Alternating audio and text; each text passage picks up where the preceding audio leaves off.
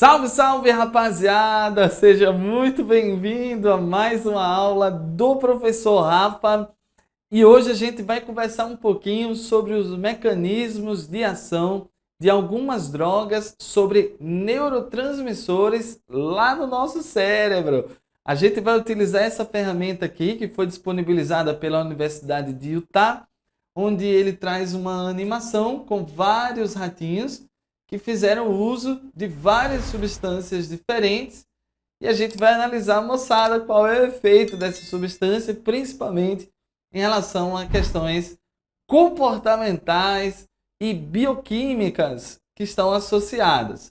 Então aqui a gente tem vários usuários, né, mini usuários de drogas. Vamos escolher esse primeiro aqui, ó, está fazendo uso de LSD. Bora ver lá, moçada, como é que funciona essa substância no nosso cérebro. Tá indo para dentro de uma máquina e lá a gente vai ver como é que funciona o cérebro desses animais. Basicamente, tchutchucos, aqui eu estou vendo um neurônio pré-sináptico, uma fenda sináptica, um neurônio pós, e eu estou observando alguns neurotransmissores, nesse caso aqui a tal da serotonina e os receptores de serotonina. O LSD é uma substância que se liga aos receptores de serotonina. Vale lembrar que a serotonina é aquele neurotransmissor que nos traz uma sensação de bem-estar, uma sensação de alegria. Não chega a ser uma sensação eufórica, mas uma sensação de estou de boas. O que vai acontecer, tchutchucos, é que existem basicamente dois tipos de receptores de serotonina, os receptores do tipo 1 e os receptores do tipo 2. O LSD, ele se liga em todos esses receptores, porém, o receptor do tipo 1, quando é ativado, ele provoca uma excitação no neurônio pós-sináptico. O receptor do tipo 2, quando ele é ativado, ele provoca um efeito inibitório. Então veja que o LSD ele vai causar uma confusão no teu cérebro, inclusive essa droga é considerada uma droga perturbadora, porque ela vai ativar e inativar regiões do cérebro de forma quase que simultaneamente. E isso vai trazer, né, moçada, uma série de alterações em várias regiões do cérebro, como é o caso lá das alucinações. Alucinações visuais, alucinações sensitivas, alucinações auditivas. É uma droga realmente extremamente perturbadora para o funcionamento normal do nosso sistema nervoso. Agora, bora lá pegar aqui o segundo usuáriozinho. Olha a cocaína, como é que ele tá, ó, super ativo, né? Super excitado. Vamos ver como é que a cocaína funciona quimicamente lá no nosso cérebro, né, moçada? Muito bem, tchutchucos e tchutchucas. Aqui a gente vai começar a perceber uma situação normal do funcionamento do sistema nervoso. O neurônio pré-sináptico secretou a dopamina. A gente teve os efeitos da dopamina, que são aquele grau de euforia e excitação muito elevada, mas em um determinado momento essa dopamina vai ser removida da fenda sináptica, porque você sabe que a alegria dura pouco, né? É verdade. Quer dizer, às vezes não. E ela deve durar pouco, porque se esse neurônio ficar sendo excitado de forma constante, é possível que a gente gaste energia demais para manter essa super atividade. O que acontece? A cocaína ela se liga nos receptores que fariam a recaptação da dopamina. Quando a cocaína se instala, portanto, a dopamina não é reabsorvida e esse neurotransmissor vai passar tempo demais atuando sobre essa célula pós-sináptica e isso vai trazer uma super estimulação neuronal. Essa superestimulação, ela está relacionada com o nosso sistema límbico, aquele que está relacionado com as emoções, então a alegria está lá em cima, né? A euforia e a excitação no seu grau máximo.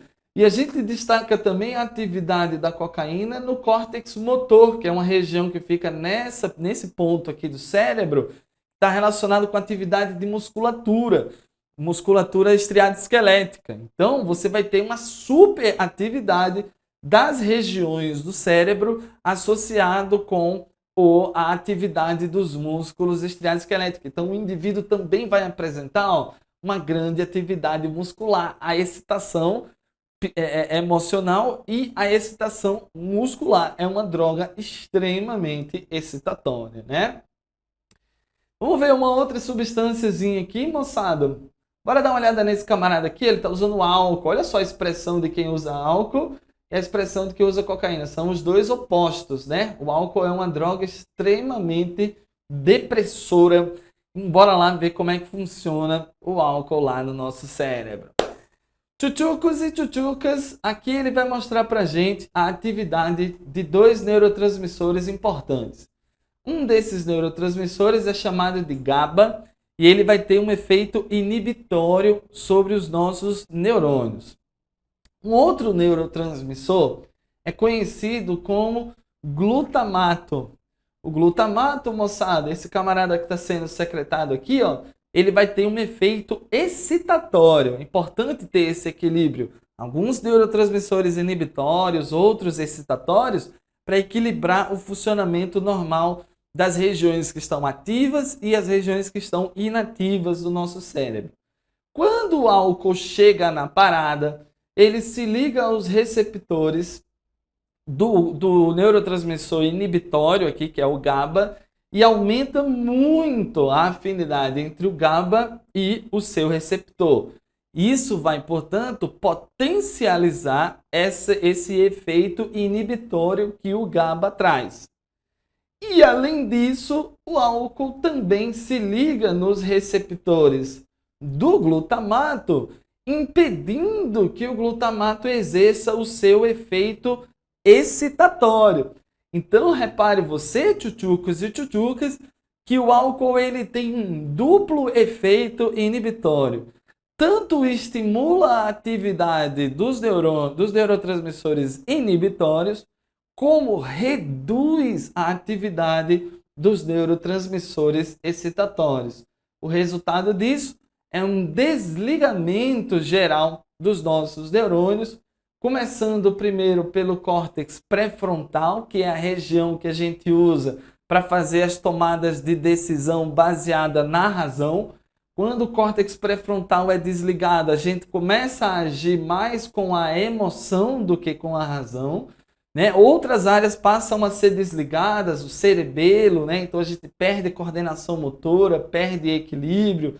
A gente começa a desligar áreas sensoriais, né? Porque o córtex sensorial ele é muito próximo do córtex motor. Córtex motor, córtex sensorial. Então a gente perde um pouco a sensibilidade periférica. A gente desliga também áreas que estão relacionadas com memória de curto prazo, que é o caso, por exemplo, do hipocampo. Então é comum o indivíduo não formar memórias durante um certo grau de intoxicação por essa substância, o que a gente chama de coma alcoólico ou perda de amnésia alcoólica, acho que talvez seria o termo mais adequado, né, tchutchucos? Muito bem, vamos para o próximo ratinho aqui, ó. Esse camarada ele está fazendo uso de metanfetamina. Metanfetamina ela tem um certo grau excitatório. Vamos dar uma olhada, moçada, como é que vai funcionar essa brincadeira nesses bichinhos. Bom, basicamente a gente vai ver aqui, moçada, que existem, né, os neurotransmissores prontos para serem secretados nesse neurônio pré-sináptico. Aqui eu estou representando a dopamina e quando eu faço uso de metanfetamina, ela vai ser absorvida por esses neurônios e a consequência disso é que ela vai invadir as vesículas de secreção da dopamina, fazendo que a dopamina saia de dentro da vesícula e facilite muito a expulsão da dopamina do neurônio. Resultado disso, fofinhos, o neurônio que vai receber essa dopamina agora, ele também vai ser super estimulado pelo efeito prolongado causado por essa substância. Então, você vai acabar tendo um efeito bem parecido com o da cocaína, no sentido de aumentar a atividade, aumentar o grau de alerta do organismo e ser uma droga lá extremamente excitatória, né? Ela vai atuar em várias regiões do cérebro, mas principalmente no sistema límbico, aquele que está relacionado com emoções, né? Então essa droga ela vai trazer aquela sensação de euforia que é muito característico em momentos de felicidade extrema, né? Que a gente vive de forma cotidiana, mas que essas drogas aqui estão simulando uma situação que levaria a esse mesmo estado emocional. Maravilha, tchutchucos. Agora a gente vai passar para dar uma olhada aqui no camarada que está utilizando marihuana. Bora ver lá. Olha só que detalhe legal. Ó, o cara da metanfetamina, quando eu pego ele, ó, ele fica lá, ó, super ativo. Ó, os bracinhos dele. Quando eu pego o camarada da marihuana, perceba que ele nem tem muita resposta. Olha lá, moçada, ele está bem de boas, bem tranquilo. Né? Pode me levar para onde você quiser aí, ô senhor pesquisador. Vamos ver como é que funciona lá no cérebro dele, né? Basicamente, fofuchos, o que acontece mais uma vez, eu tenho os neurotransmissores inibitórios que são secretados naturalmente. Um neurotransmissor inibitório, ele impede a secreção de dopamina. Aqui a gente está observando o detalhe de um receptor canabinoide, que a gente vai ver agora o que ele faz da vida. Os canabinoides eles se associam com substâncias naturais que o nosso organismo produz e que essa substância tem o poder de inativar o neurônio que secreta o neurotransmissor inibitório. No que ele impede a secreção do neurotransmissor inibitório, eu permito que a dopamina seja liberada. Essa substância, inclusive, é conhecida como anandamida. É uma substância natural que a gente produz em determinadas situações para que a gente tenha a possibilidade de ter esse grau de euforia e de excitação dos neurônios. Quando a gente utiliza a maconha, por exemplo, ela entra com uma substância chamada THC, que ela simula a atividade natural da anandamida, induzindo a secreção de dopamina. Aí você fala, Rafa, então quer dizer que se o THC faz a mesma coisa de uma substância natural, significa que eu não vou ter nenhum efeito fora do normal. Então, a diferença é que a anandamida é quebrada rapidamente pelo nosso organismo e essa secreção de dopamina ela vai ser interrompida rapidamente, né? O THC a gente já não tem uma enzima tão eficiente para degradá-lo. Então, o THC ele passa muito tempo inibindo o neurônio, impedindo a secreção do neurotransmissor inibitório e permitindo que a dopamina seja secretada de uma forma muito intensa. Daí os efeitos psicotrópicos, né? Alterando o comportamento normal desse organismo, trazendo uma maior excitação e um grau emocional muito mais alto do que o normal, porque ele atua principalmente no sistema límbico, que é o sistema que está relacionado com as emoções. Então o indivíduo fica com emoções à flor da pele, né? Existem outras substâncias presentes na maconha que também são depressoras, então ela vai deprimir outras regiões do cérebro, né? E por isso aquele estado, né, de relaxamento que os indivíduos acabam apresentando quando fazem uso dessa substância. Tá? Além disso, fofinhos, vamos pegar esse camarada aqui, ó, o que ele está fazendo? Está usando êxtase, olha como ele está dançando, ó, olha que legal. Vamos ver o que está acontecendo lá no cérebro desse camarada.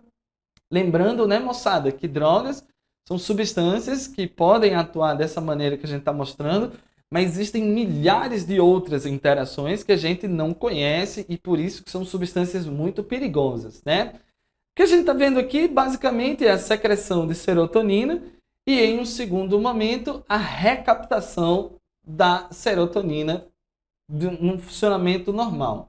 Quando a gente faz o uso de êxtase, ele vai funcionar de uma forma muito parecida com outras drogas já mencionadas, onde ele vai ser absorvido pelo neurônio e vai induzir uma secreção exagerada de serotonina. A serotonina, como eu já falei outras vezes, é uma substância que vai trazer uma sensação de bem-estar e de relaxamento. Não chega a ser uma euforia, é uma sensação de tô de boas. E é uma sensação de tô de boas bem mais prolongada do que o normal, porque você tem o êxtase induzindo essa secreção de serotonina. Perceba que essa substância ela vai atuar em muitas regiões do cérebro, naquela região lá do hipotálamo que está relacionado com as emoções, O córtex pré-frontal, então as tomadas de decisão baseada com a razão, elas se tornam bastante ativas nesse momento. Regiões relacionadas com a contração da musculatura esquelética também estarão bem ativadas. Por isso que o ratinho estava lá dançando, mas não estava agitado que nem o da cocaína, né? Ele estava lá, né, moçada, curtindo lá o momento e os efeitos que essa substância traz. Além disso, você tem o córtex sensitivo, que é muito perto do córtex motor, que também é ativada por essa substância. Então, o córtex sensitivo está muito relacionado com a percepção dos estímulos táteis, a percepção de temperatura. Então, o indivíduo ele fica muito mais sensível a esse tipo de estímulo também, quando faz o uso, por exemplo, de uma droga como o êxtase. Beleza? E por último, fofinhos, vamos pegar esse camarada aqui, ó, que tá só respirando aqui, ó, fez uso de heroína. Bora lá ver o que acontece com essa substância lá no nosso cérebro. Tchutchucos e tchutchucas, uma coisa importante que a gente vai mencionar aqui, ó. Mais uma vez, os neurotransmissores inibitórios estão sendo secretados e a gente destaca esse receptor aqui, que é chamado de receptor opiáceo. É um receptor que se liga a uma substância natural do nosso organismo, vamos chamar ele de opiáceo nativo, e ele faz uma coisa muito parecida com a da anandamida, né? Ele desliga o neurônio que era responsável por inibir a secreção de dopamina. Quando o opiáceo inibe isso, permite a secreção de dopamina, e aí você tem aquela sensação de relaxamento e bem-estar, e euforia também, né? Provocada lá pela dopamina. Onde é que vai entrar a heroína na jogada? A heroína é uma substância derivada do ópio, né? É uma substância que foi encontrada em algumas plantas e esse opiáceo aqui, né? Ele acaba sendo diferente do nosso. A gente não tem enzimas para degradá-lo, então ele vai fazer o mesmo efeito que substâncias naturais fariam, só que de forma muito mais intensa e muito mais prolongada. Aí os efeitos relacionados ao uso dessa substância. Um lance legal que vale a gente salientar é que a heroína ela vai atuar deprimindo algumas áreas do cérebro, não do cérebro, mas do tálamo mais especificamente, que vai estar associado com a percepção de dor. Então essa substância ela já foi utilizada lá no início de 1900, mais ou menos, como uma substância depressora da dor. Ela é utilizada como um painkiller, né? Como um sedativo natural em procedimentos cirúrgicos ou algo nesse sentido, mas foi eliminada, né, do uso medicinal por apresentar muitos efeitos adversos e ser uma substância perigosa para a nossa saúde. Beleza, galera? Então, eu espero que tenha ajudado aí, espero que você tenha gostado dessa discussão que a gente fez sobre neurotransmissores e drogas. Saiba, né, moçada, mais uma vez, que os efeitos das drogas são muito mais amplos do que esses que a gente observou aqui. E essas substâncias, portanto, são proibidas, a grande maioria delas são proibidas e elas não devem ser utilizadas por seres humanos, nem de forma medicinal e nem de forma recreativa. Algumas dessas substâncias, a gente ainda tem estudos que comprovam efeitos medicinais, mas elas devem ser utilizadas de uma forma bem controlada, adquirida em farmácias, né, onde a substância foi purificada e os efeitos adversos serão minimizados dessa maneira. Beleza, rapaziada? Então é isso aí, galera. Vamos ficando por aqui. Se puder, dá uma curtida, deixa um like aí nesse nosso vídeo, se inscreve aqui no nosso canal, compartilha com seus amiguinhos, para ajudar o nosso canalzinho a crescer cada vez mais, a gente produzir muito mais conteúdo de qualidade. No mais, vamos ficando por aqui. Um grande abraço, até a próxima. Falou!